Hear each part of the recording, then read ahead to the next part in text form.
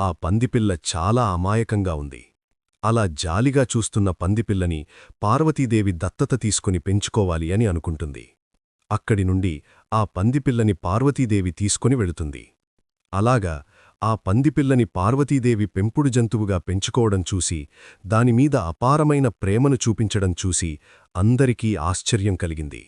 బహుశా జగన్మాత అనే పేరు ఇటువంటి కరుణా ప్రేమ చూపించడం వలన వచ్చింది అనుకున్నారు.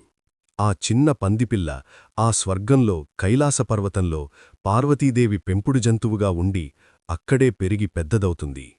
కాని ఏ జంతు స్వభావం ఆ జంతువుల్లో ఉండటం సర్వసాధారణం.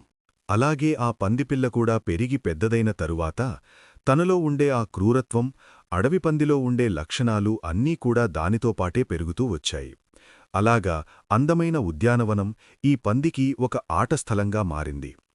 అలాగే అక్కడ ఉన్న అందమైన సరోవరులు, పువ్వులు, చెట్లు అంతా నాశనం చేసి తన పదునైన కోరలతో వాటిని పాడుచేయటం మొదలుపెట్టింది.